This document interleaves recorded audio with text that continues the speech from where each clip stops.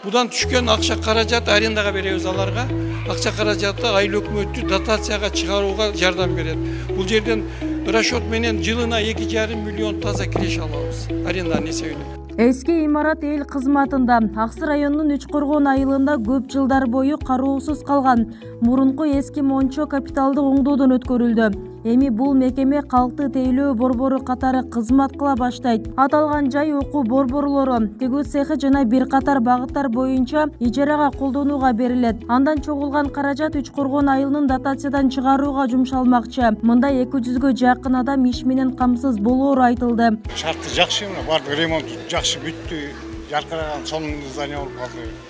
Кудай кааласа жакшы эле болот деп ойлойм шарт. Муктаж болчу. Канча адам жумуш орду менен камсыз болот.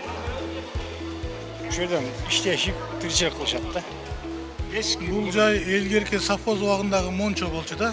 Мончо кароосуз калып, өтө абалы, начар абалдагы жок болуп кетаткан здание болчу. Анан ушу биздин азыркы жаңы өкмөт былтыркы жылы Жалал Абад областтык өнүктүрүү фондуна долбоор даярдашып өткөрүп, анан бүгүнкү күндө 200 адамдан арыз түштү да бул жерге.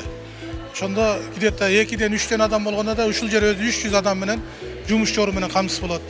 Бул жеке ушул айылдын элге кызмат кыла турган, кызмат көрсөтүүчү жайлар ачылат да. Айыл аймак жана жергиликтүү кеңештин депутаттарынын демилгеси менен имарат капиталдык оңдоодон өткөрүлдү. Ага Жалал Абад облустук өнүктүрүү фонду тарабынан 21 миллион сом акча каражаты бөлүнгөн. Жергиликтүү салым эсебинен 1 миллион сом каржыланган. Үчкоргон айылында эски баня эле бул. Багы союз маалында курулуп, анан пайдаланбай калып, бузулуп, үстүлөрү, чатырлары жок, дуалдары түшөйүн деп калган болчу.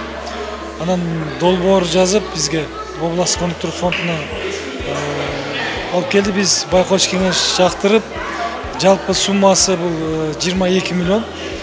Анын 21 миллиону областтык өнүктүрүү фонддон, 1 миллиону жергиликтүү бюджеттен. Эми бул жерге 200 адам жумуш менен камсыз болот. Бул тигүүчүлөр, анан ошол сулуулук салону, анан жатакана, гостиница болот. И башка ар түрдүү кызматтарды көрсөтөт бул жерде. Долбоор жазып 21 миллион сомдук областтык өнүктүрүү фондуна өткөргөнбүз. Андан алар жактырып, өткөрүп, анан 1 миллион өзүнүн салым болгон, 20 миллионду өнүктүрүү фонд областтыкка берди. Ошонун жардамы менен бүттү. Азыр бул жерде ушул көп эле ишканаларды киргизебиз, элге кызмат кылат жалаң. Анан оюн зоок багытында эмес, только ушу швейный цех киргизебиз, фитнес клуб, автошкола деген ошол жакшы элге кызмат кыла тургандар. Анан будан түшкөн акча каражат арендага беребиз аларга. Акча каражаты айыл өкмөттү дотацияга чыгарууга жардам берет. Бул жерден расчет менен жылына 2,5 миллион таза киреш алабыз аренданын эсебинен. Ушу эл үчүн кызмат кылат. Анан кайра эле ошол өзүнүн бюджетке келип, элге жумшалат ошол бюджеттер. Азыр 23 ишкер арыз жазган. 23 ишкердин эртең мына бүгүн кабыл алдык, эртең конкурстун негизинде комиссионный аларга бөлүп беребиз аянттарын. Бизде калктын саны азыр 24.700. Негизи биздики ошо жер салыгы, анан кийин негизи ошол анан аренда платадан түшөт.